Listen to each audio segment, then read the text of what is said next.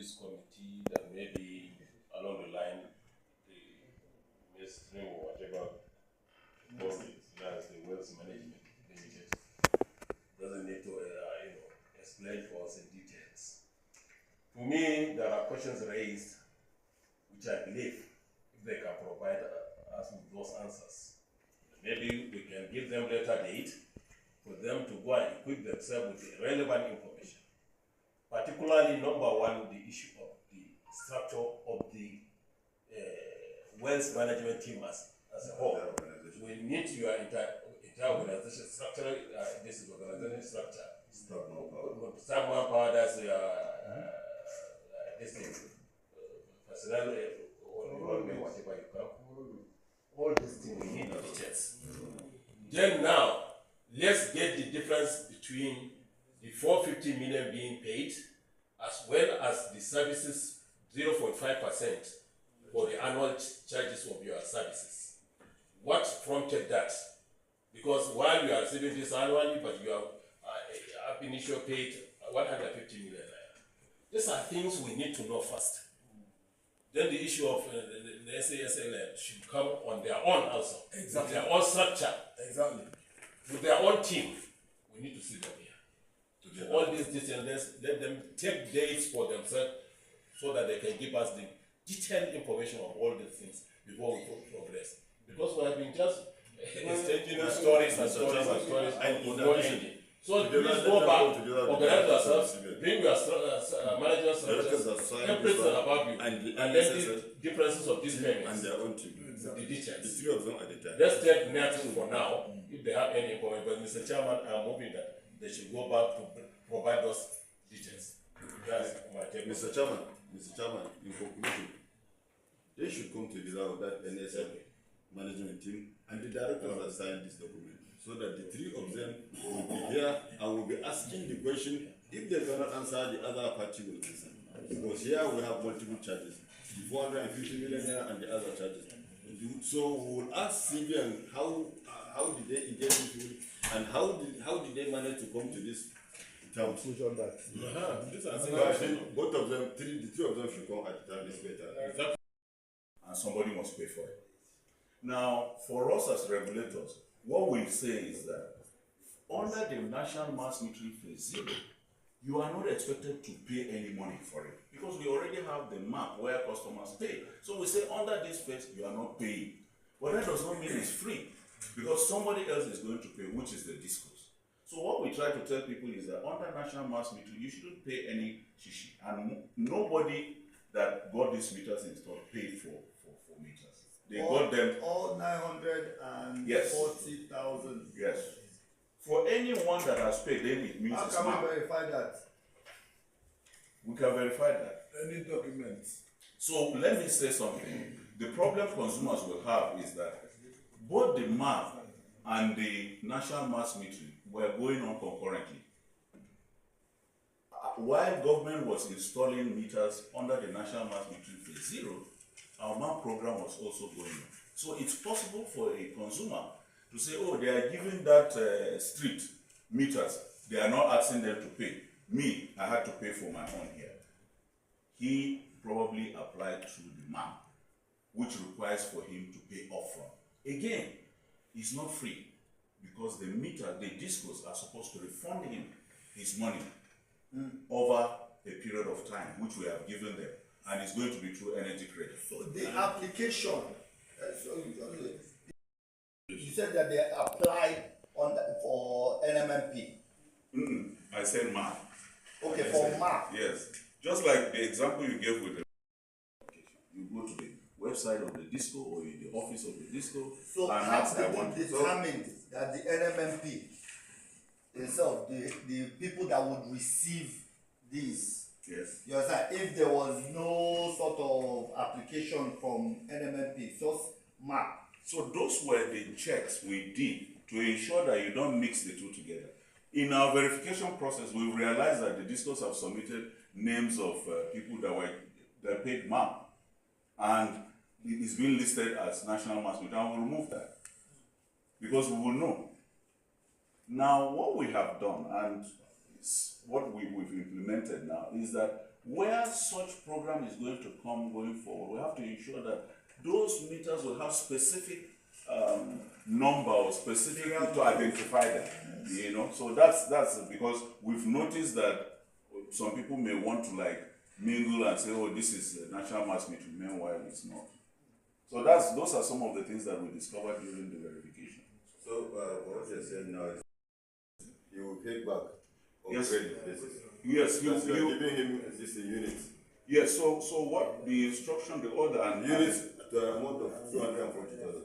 yes. So you'll be given on a monthly basis. You'll be given an energy credit. So when you go to vend, if for instance you vend for 10,000, it's likely you are going to get a Is it 2,000. automatic? Is it automatic or there is a specific office that you go there? No, so it's supposed to be automatic, because what we've instructed the discourse is that the moment somebody has paid for a meter, you're supposed to set him up on that refund process. And we try to even monitor that refund also, because we've got complaints from consumers, they are not getting refunds and the rest of them. So we also monitor In that. a situation where people are complaining, some are complaining that they are not getting refunds. But sometimes when you investigate, people, because Nigerians are Nigerians, some including myself, sometimes people pay money into maybe private accounts.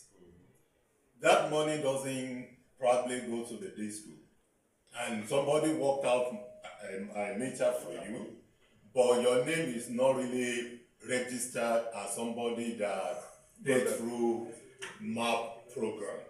So there is no way the disco can refund you in such a case. That's why we try to sensitize people that if you are apply through the right channel and make sure that the money you are paying for the meter, you pay into the disco, into a corporate account. We'll connect it now, because if it is, you know what I mentioned earlier on about the success of this program, that if the success was there, then maybe we would be, you know, talking about, oh, okay, yes, meters actually reached to Nigerians for free. But please hold on that. Yeah. But based on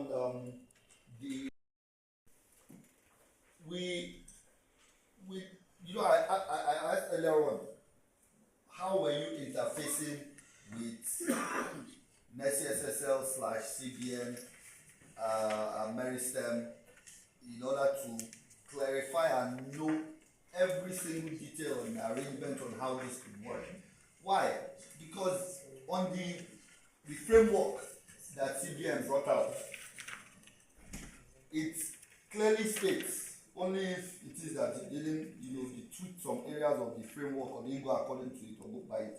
But it clearly states under prohibited activities, that is under section A, electricity distribution companies, prohibited activities. 4.2.1, procurement of fully assembled meters from overseas is prohibited except meters imported by meter asset providers already in the country as at September 30th, 2020 and verified by NERC, right? And 2, importation of related metering infrastructure that are currently being produced in the country is also prohibited. Okay? So, NERC, you had proved supposed to help boost local production. At that point, that's why I said, what was the interface? Did you advise that, look, this is going against what we stand for and what this exercise or what this program is supposed to achieve? Honorable Chairman, one procurement that was local meter assemblers alone. Okay. Just to tell you that that is the main reason. We are not saying that the meters, just like what they've explained, we have to explain the fact that we have a local content portion in our regulation. But The local meter manufacturers that are already maps and have CKDs and SKDs in this qualify.